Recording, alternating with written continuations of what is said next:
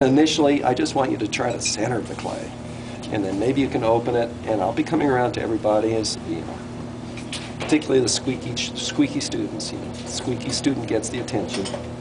Not too squeaky. So don't panic, okay?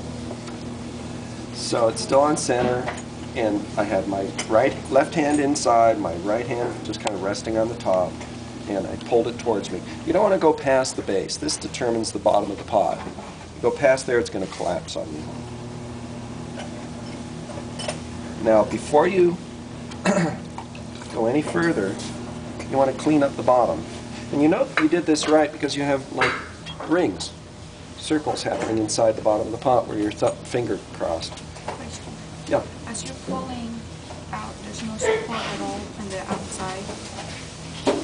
So your thumb is not doing anything. Yeah, you can.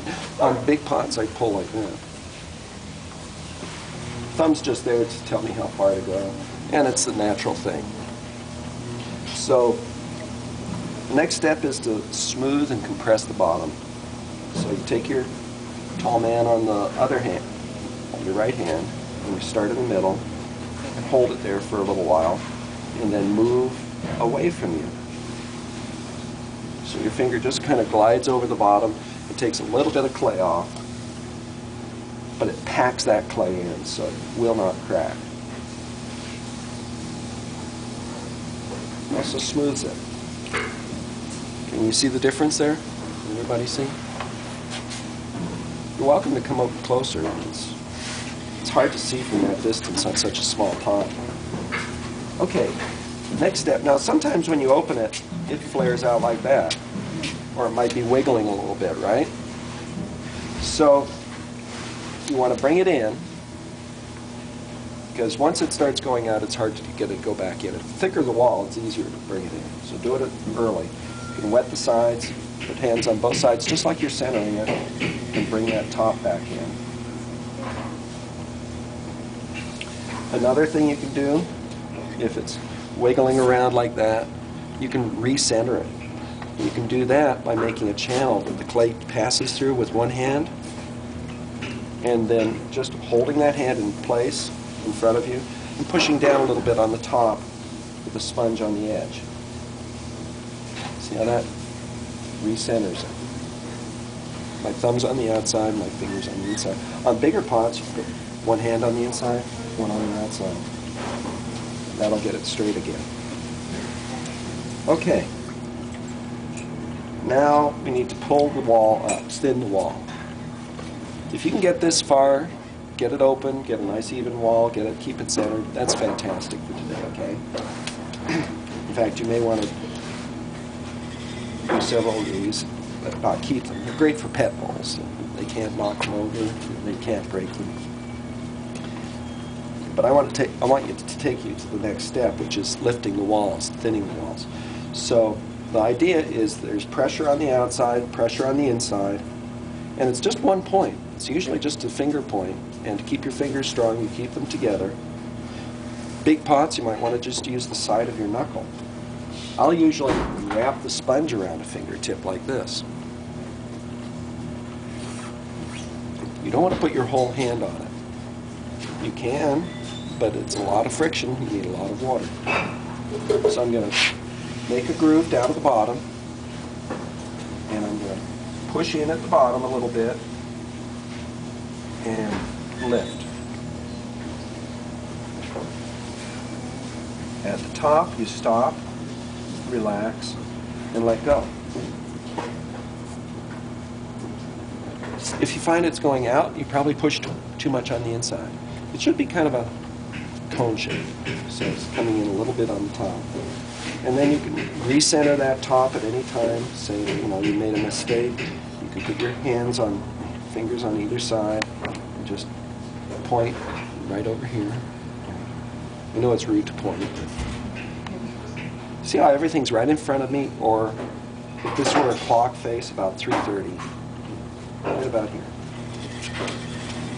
Don't try to get it up to the ultimate thinness and the ultimate height in one pass. It usually takes at least 3.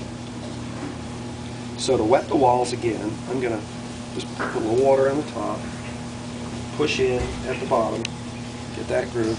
Now this time you're going to see my finger on the inside pushing out a bit. Look how my hands are touching. How my elbows are into my body.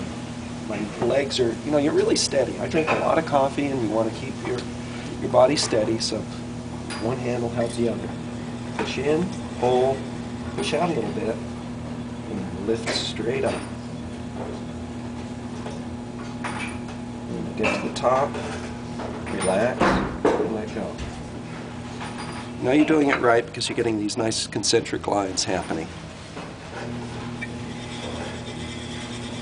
Okay, this time I'm going to start shaping the bowl, since it's going to be a bowl. If I wanted to keep going, I can make a vase or a mug or a picture for this. Question before you Yeah. go on. I'm pulling, I sometimes get a piece of clay coming up with my finger. You're probably digging in too horizontally. You're digging in this way, and angle your hand a little bit. Then you'll find it won't do well. Did everyone hear what she was saying? If you go in straight, you'll get a hunk of clay coming off at your hand at the same time. Okay, now there isn't a lot more pulling to do, but I want to bring it out into the bowl shape. So I'm going to use my hand on the outside to support it and my hand on the inside to stretch it out. Again, don't try to do it all in one shot. Do it in stages. So I'm going to start at the bottom and stretch it a little bit.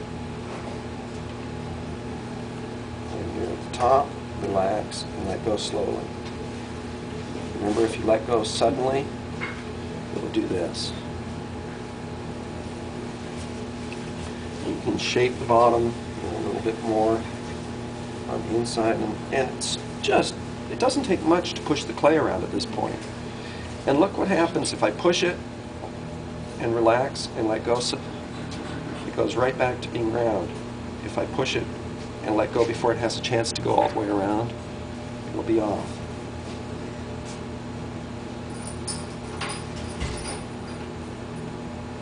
A good bowl should have a nice, smooth, continuous contour so you can get the last of that hot fudge sauce out of the bottom. You know, and so a marble, if you dropped a marble in there, it wouldn't go bump, bump, bump. It would just kind of roll back and forth. That's kind of a basic bowl. If you can get that, that's great. If you want to flare it a little bit, put your finger up, finger on the outside, finger on the inside, and just push it over your finger. You get a little flare. If you want it smoother on the inside, your fingers can't do it, but this can. See how that's round? You just hold it against the inside, just the same place your hands were. Hold it. And then move it slowly with a little bit of pressure.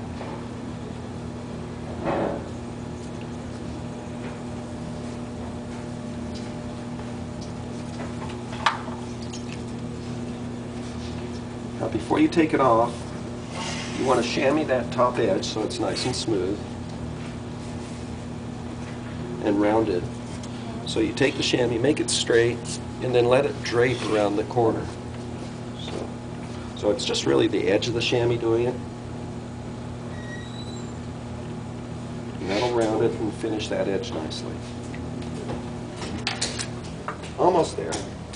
See all this extra clay down here? You'll be trimming that later. You can start trimming using the stick now. And you take, now logically you'd want to use the sharp edge. Don't do that. Use the round side first. And you rest it against the side of the pot. Grab one of these.